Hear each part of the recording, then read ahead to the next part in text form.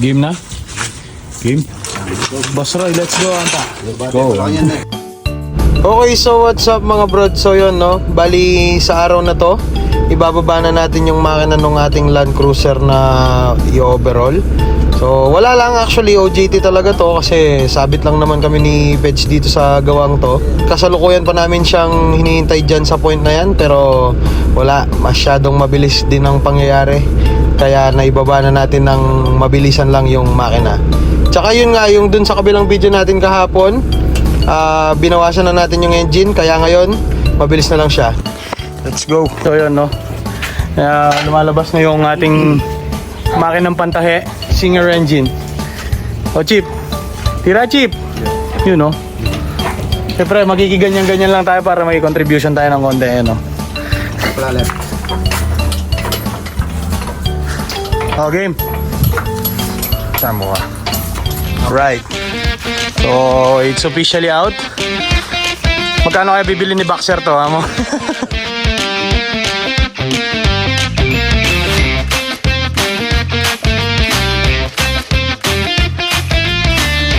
Bro, panayin ka ng ano? Panayin nyo na. So, yun guys, no, hintayin na daw nila yung sasakyan nila. So, tatapusin din daw namin ngayon. Bagya. Alright, let's go.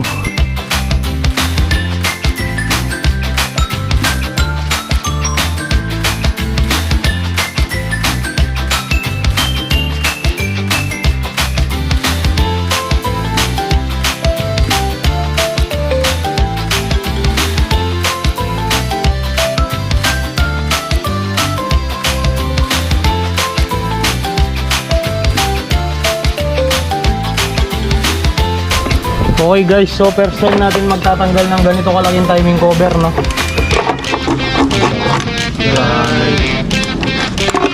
Danang rakal na kadena, shit! Gagi, ang laki ng timing cover, oh.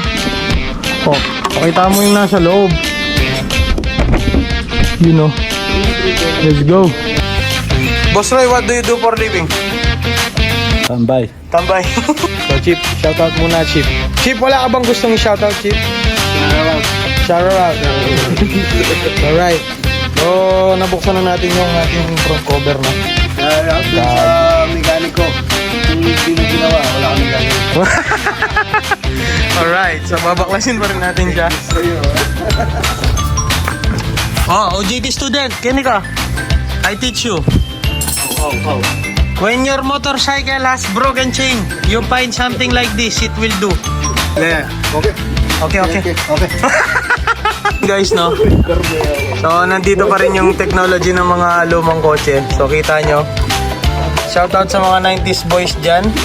So, anong kotse yung merong ganito sa alam nyo? Yung tinatandaan. Maili ka, boss! Oh, yun, no? Sa mga 90s boys dyan, alam nyo kung anong engine yung merong ganitong tinatandaan muna ng Jess na tornilyo. Let's go. OJT. So yun, no? Pinagbabaklas ka ng makina ng Singer na pantay ng tela. May pang nano lang camshaft din nating electrical tape. Yeah. Moran? Right din nating electrical tape. Alright. Go. So yun guys, no, kinancel nila yung isang actuator na turbo. Ay! May ngagsi. Alright, let's go. OJT. Dano talaga yun. Day 4. So ayun guys, day 4. Medyo pahirapan na yung sitwasyon guys. Kakakain lang namin ng steak nung isang araw. Tapos mga problema again. Plot twist, gagi. Patay. Ay. Ano pala siya problemado. Ganyan din yung nararamdaman ko ngayon, no? Gigigil na sa sarili ko. Sipin mo yun, kakatapos mo lang sa problema, putangin na, babalik ka na naman. Ayok. Let's go. Guys, no? Tapos na tayo sa konting abala kanina. So, malaki na naman ang change plan kay Tudor. So, Sorry guys, natagalan. May bullshit naman. May epal. may epal na naman na nangyari. So ngayon, dito muna tayo magpo-focus kay Pau Pau. So ito po yung service ni Mr. Chokoy. Siyempre kailangan din na ng malamig na aircon. So ayusin muna natin. Let's go. Alright! Sabi ko mahilig mag-aircon eh. Dahil mo... Punta na ako muna yung gamitan mo yung truck. Ayun guys, no? So hindi ko na binlog kasi masyadong mabilis ang pangyayari. So yun, no? After ilang minutes, sinasara ni Peds yung ganyang monster truck. Also known as Pau Pau. Pau Pau. Alright, so yun, no? Mamaya na namin explain. Iro-road test muna namin kung sigurado na bang okay na siya. Okay, let's go. Yun, no? Gabi-gabi na. So road test namin yung aming project. So here it is. As usual, gabi na. So titignan natin kung successful yung ginawa natin. Yes, let's go! Alright, let's go. Solid, oh, solid. Solid. Mga solid yan, eh, solid.